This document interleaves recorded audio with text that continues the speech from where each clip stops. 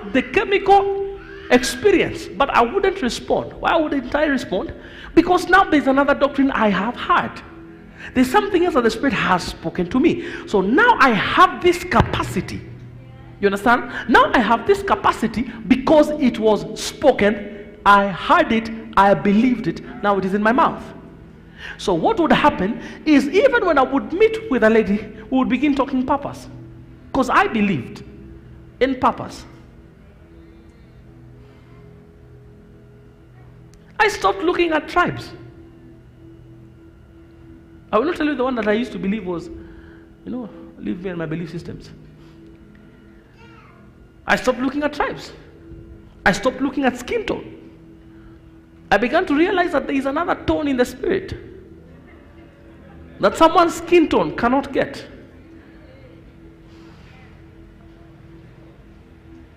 When we talk, I would put feelings aside, and then we have conversations. Then I listen, because there's something I'm listening to now. I'm not listening to how many children you want to have.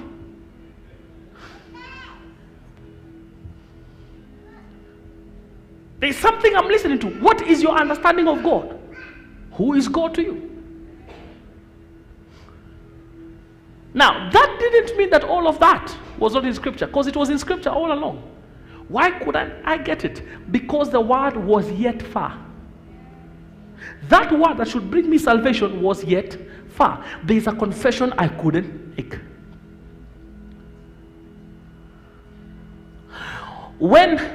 By the time I was meeting my wife, the Spirit of God had now brought this word. I had never heard it before. Myself, personally, I'd never heard it. I heard it from the Spirit, a word called assignment. I got to know that there is something called assignment. I had never heard that word. I heard it for the first time in 2008. I didn't hear it from a man.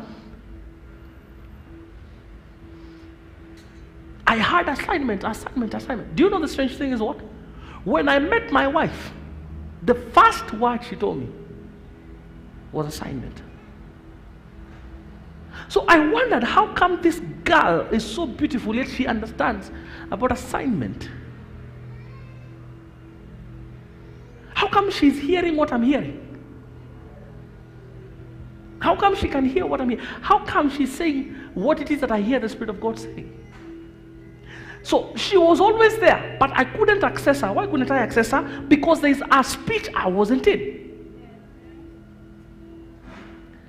And the detriment of sticking to one place is that you will miss everything that is meant for your salvation, because the word hasn't yet gotten to your heart and abounded to your mouth. Because if you can't confess it, then you can't have it. If you can't confess it, you can't have it. You can't have it.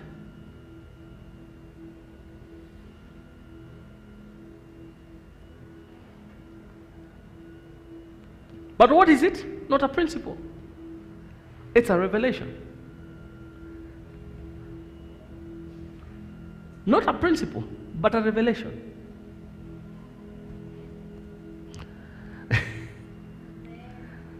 Are you understanding this?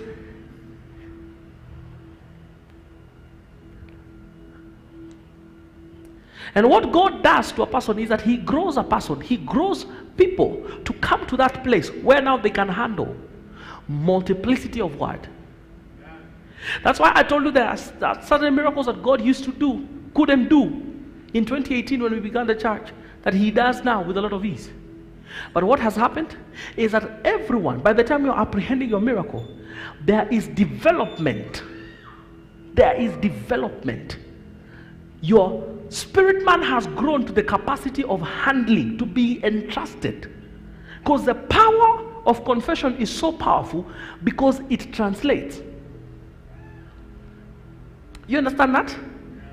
Because if I confess with my mouth, the moment I confess Jesus Christ with my mouth from a place of conviction, what happens? I shift kingdoms. I am no longer of the kingdom of darkness. I am shifted to the kingdom of light. It's called translation. So the same thing that, listen to me, the same thing that will happen when the rapture comes, because what happens, what did Paul say? He said, we shall be changed. We shall be changed. So the mortal shall put on immortality. Is what happens when that confession is made. That he that believes in me should not perish, but have everlasting life. So what happened? I did not stop doing things. I got a different kind of life. When I got saved, I did not stop drinking. I got another life. You understand? It's another kind of life. It's another kind of a reality. So, because confession translates men, because, listen to me, because confession translates men, therefore, for God to entrust you with word, he has to grow you. He has to grow you. That's why there is no one that is an heir of the kingdom until you've been given over to tutors. Until you've been given to a point where someone has been entrusted with a word that ought to grow you. And you hear it. And you begin to grow until you get to a place where you can handle word for your own self.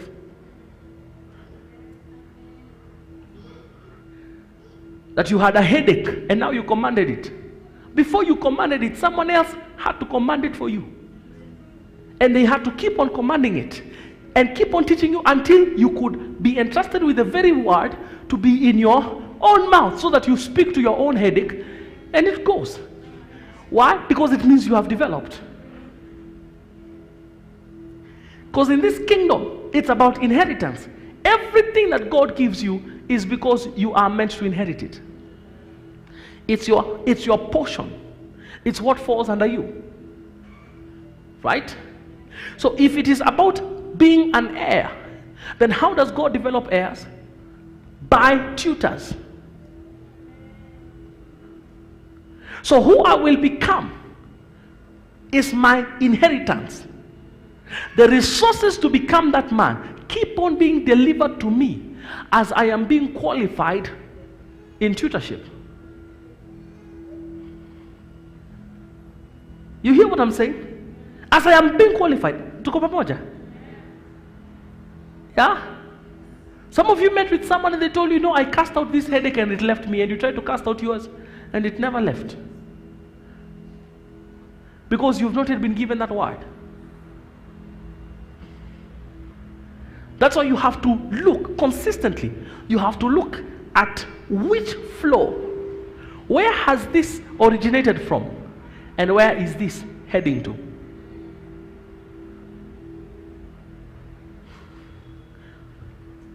Where has it originated from? Because every faith has an origin. Things are not just working.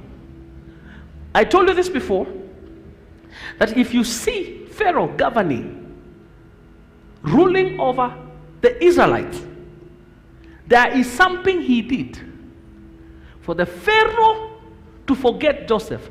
Something happened in the spirit realm. What is this thing that happened in the spirit realm? The Pharaoh that is seen to have magicians around him.